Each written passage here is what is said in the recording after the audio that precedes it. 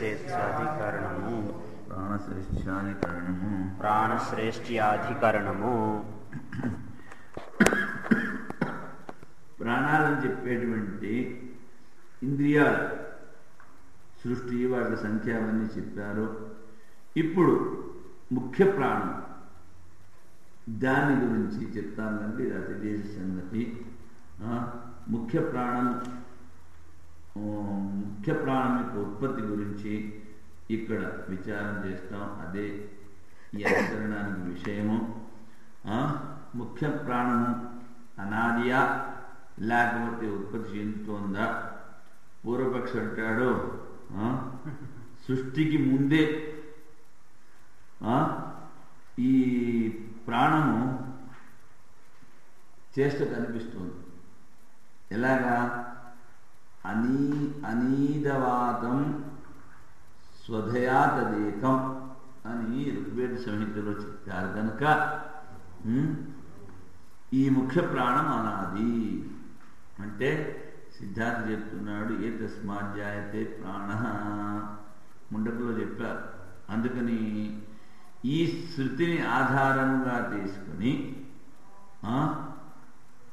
మిగిలిన ఇంద్రియాల్లాగా ఈ ప్రాణం కూడా ఉత్పత్తి చెందుతోంది. అనీత అంటే ఉత్పత్తికి పూర్వము ప్రాణం ఉంది అని చెప్పట్లేదు. మరి ఏం చెప్తున్నారు? అవాతం అనేటువంటి విశేషణం ఉంది కనుక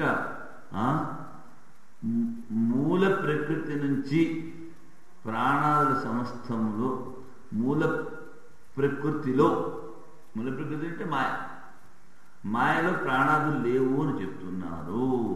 అంతేకాని నువ్వు చెప్పిన శృతికి ముందు ప్రాణం ఉంది అని కాదు. మూల ప్రకృతిలో ప్రాణాదులు లేవు అని చెప్తున్నారు. అందుకని ప్రాణానికి ఉత్పత్తి ఉంది.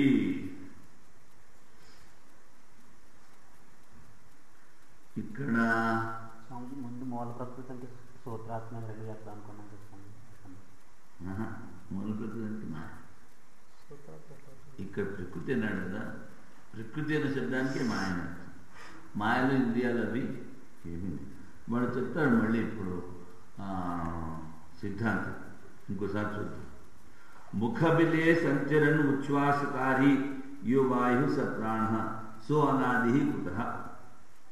ఈ ముఖబిలంలో ప్రవేశించి బయటకు వచ్చే శ్వాస ప్రశ్వాస రూపంలో ఉన్నటువంటి ప్రాణము అనాది. ఎందుకంటే నాసదాసీత్. ఈ నాసదాసీ సూక్తంలో అనాదిరవాతం అని రెండు శబ్దాలు చేస్తాడు. ఆనీత్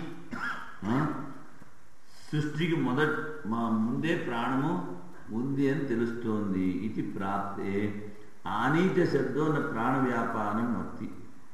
ఆనీత అన్న శబ్దానికి ప్రాణ వ్యాపారం కాదు. అవాతం నా వాతం అవాతం. వాతం అంటే గాలి లేదు. కింతరిహి బ్రహ్మసత్వం వృత్తి. బ్రహ్మం ఉందనే చెప్తుంది. సదైవ సోమిదమగ్రాసి. అందుకని సృష్టి ప్రాగవస్థ ప్రతిపాదక సుత్యంతరై సమానార్థత్వ అంటే సృష్టికి మొదటిలో ఉన్నటువంటి స్థితిని ఇవి చెప్తున్నాయి. ఏ తస్మాత్ జాయతే ప్రాణం. ఇక్కడ ప్రకృతి అన్నదానికి కూడాను మూల కారణం తీసుకున్నాడు. ఎందుకంటే సృష్టికి మొదటి సదైవ సౌమిదమగ్రాసీత్ అన్నారు. అందుకని మూల కారణం. శృతి స్పష్టమేవ ప్రాణజన్మ ప్రతిపాదయతి. తస్మాత్ ఇంద్రియవత్ ప్రాణో జాయతే.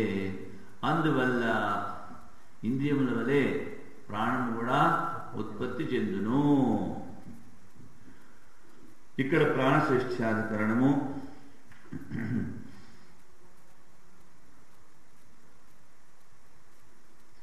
అచ్చా శ్రేష్ఠశ్చ శ్రేష్ఠశ్చ శ్రేష్ఠశ్చ శ్రేష్ఠశ్చ అంటే ఇక్కడ ఈ శ్రేష్ఠస్య అన్నది ఎందుకు చెప్పారంటే ముఖ్యోపి ప్రాణ ఇతర ప్రాణవత్ బ్రహ్మణో జాయతే. ఈ శ్రేష్టంచ జ్యేష్ఠంచ అన్నారు ఈ ప్రాణం. శ్రేష్టం ఎందుకు అంటే మిగిలిన ఇంద్రియాలన్నీ అలసిపోతాయి. ఇది ఎప్పుడూ అలవదు. మనిషి పుట్టే ముందు నుంచి గర్భంలో తండ్రి ద్వారా తల్లి గర్భంలో ప్రవేశించిన దగ్గర నుంచి చచ్చేంత వరకు ఆడుతూనే ఉంటుంది.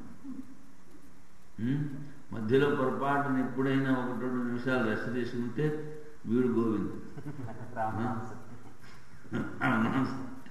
అందుకని మరి జ్యేష్ఠమని ఎందుకన్నారు?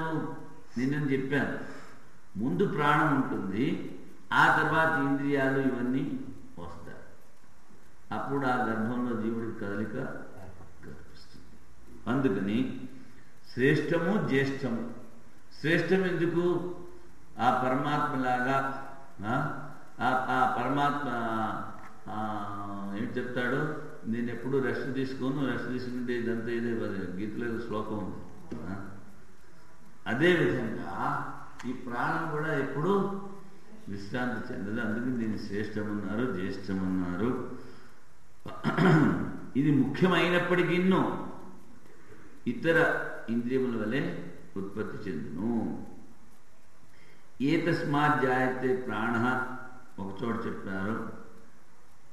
ఆనీదవాతం స్వధేతదేకం అన్న శృతికి విరోధం ఉందా లేదా అంటే, ఆనీతవాదం అంటే ఈ వాయువు సృష్టికి ముందు లేదు, ఉన్నది పరబ్రహ్మం ఒకటే అని చెప్పడానికి చెప్పాను ఆయన. ఆ తర్వాత ఆనీత్ అంటే ఉత్పత్తికి ముందు. ఉత్పత్తికి ముందు ఏమిటి?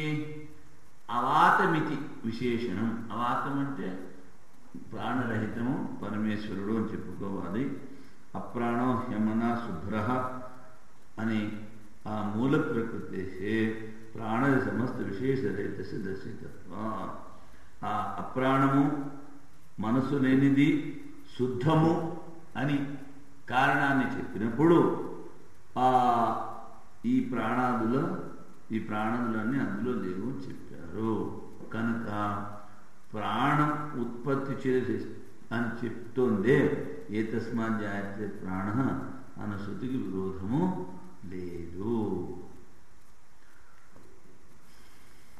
తర్వాత